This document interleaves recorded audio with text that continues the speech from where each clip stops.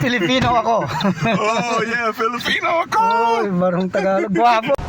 Pod, your never friends Kai. Subscribe now. Tada na! Perfect. Groceries nationwide. Kasi higit ka pa. Sana maupo ka na lang. Continue on Batasan Road for 800 meters.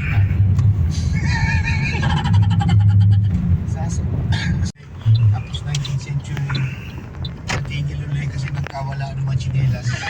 Got it. So now we proceed to the position of OSG. Is there a representative from the OSG? Good morning, Your Honor. Yes. My name is Senior State Solicitor Penny Pareda. We have submitted to the committee. Our files, and he already secured NBI clearance. The NBI interposed no objection to the application for naturalization, but the NBI in the position paper recommends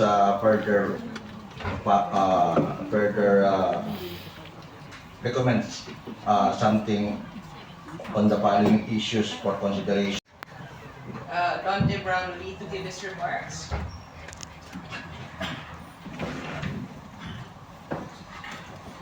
Hey, good morning, everyone. Thank you for being here. Just want to come to the team. I've had a lot of love from. It just seems like it would be great, to be a part of our country.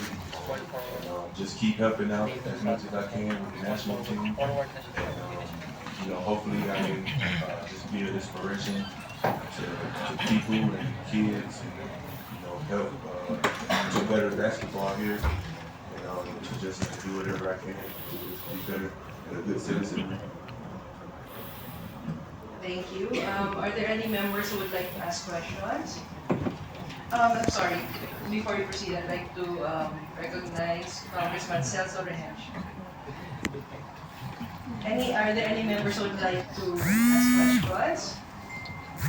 Yes. Comments? Yes. Questions or comments from the members? Deputy Speaker. Yes, thank you very much, Madam Chairman. Just as a backgrounder to my colleagues here, I see a lot of the young new ones who are probably not familiar with the naturalization. This is actually our fourth naturalization. We have naturalized Martin Dalvit, Andre Blanche, and then Chapman. And in each of those naturalizations, yours truly has been the author of the bill. PD Babarsaga was also co-author in several of those bills. At the onset of the 21st century, international basketball has changed. About 2007 was the first time to be when there was a new rule in FIBA, which defined the national team as such. 11 natural-born players and 1 naturalized player. That's the definition of a national team according to FIBA now. And then several things have happened since. Mikey Romero, PhD. Yes, Bruno. Any other members who would like to ask questions or any comments? Madam Chair. Yes, Mikey. Madam Chair, I just want to add in my sponsorship speech earlier that Justin Brownlee should be differentiated from all others because Justin Brownlee volunteered to become a Filipino naturalized player or to become a naturalized citizen of this country. So he actually volunteered, and that means a lot for us Filipinos because baliktad tayo gusto natin, maraming kababayan natin gusto maging citizens of another country, and here's one of the best foreign players that the PBA had, and he's embracing to become a Filipino citizen, so that differentiates him because he volunteered by himself, no? And we thank him for volunteering. And we are not deaf, and katulad ko, I sponsored this because I heard it from himself, no? And that's why I want to thank you. This is my way of thanking you for. And I know he will become a great asset, not just for our country, but also as a Filipino citizen. Thank you, Madam Chair. Thank you, Mikey. And grant Philippine citizenship to Mr. Justin Brownlee. That's all, Madam Chair. Thank you. Thank you. Yes, Vice Chair Flores. Madam Chair, rather than playing basketball with Filipinos, what is one thing that he likes about the Philippines?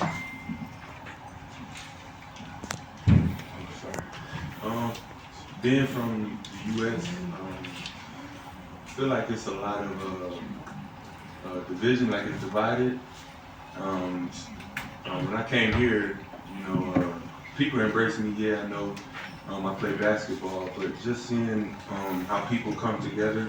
I go around sometime. I have a scooter, so I go around sometime just to visit certain places. It could be Mandaluyong, mostly Passage in some of the areas. But just seeing how the people are together, maybe not as fortunate as others, but they just seem like they just have so much fun and a lot of happiness just being around each other, whether it's family, friends. They didn't have much, but when I go around, they just seem so happy. And me personally, I like to see that type of stuff and just going around seeing how the people, interact. And like I said, maybe not as fortunate or have much, but with their happiness, it seems like they have everything. So I really appreciated that when I seen it, and that drew me definitely closer to the people outside of basketball. Thank you, Madam Chair. Yes. Call action. Thank you, Madam Chair. Mr. Brownlee, I'm an avid fan of yours and a fan of Ginebra since 1980s. So I'd just like to know that your addition to being a naturalized Filipino is really a good and welcome development to Philippine basketball sports. But then I'd like you to make a pledge before us, before the committee members, and before the Filipino people that you will not in any way engage in no means here or abroad to engage in violence during basketball games here or abroad. Can you take a pledge before us?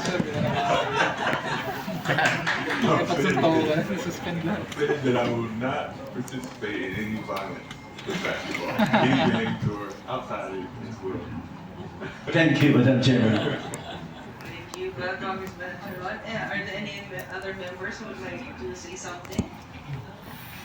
Well, Madam Chair, it seems that no other member wants to interpolate or ask anything from the applicant Justin Brownlee. And therefore, I must respectfully move for the approval of House Bill number 825 entitled An Act Granting Philippine Citizenship to Mr. Justin Donta Brownlee. I And the committee report. Second, Madam Chair. There's a motion to approve House Bill number 825 as well as the committee report. And there being no objections, House Bill number 825 is hereby approved by the Committee on Justice.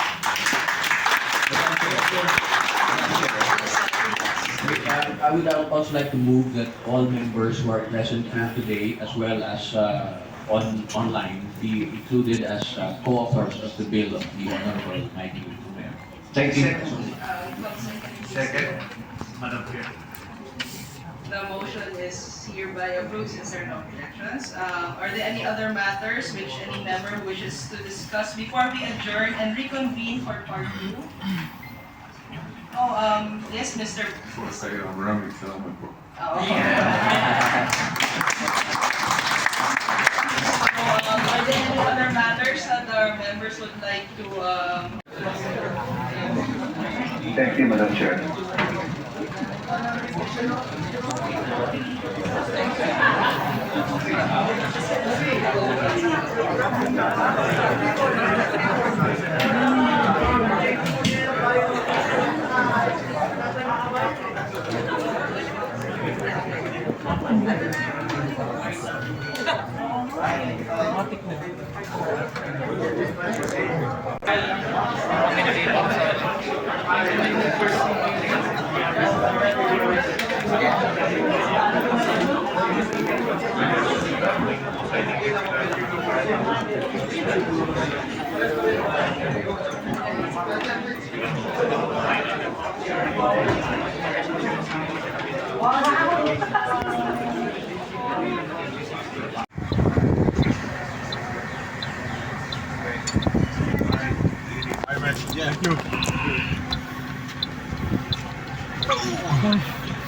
Pilipino ako.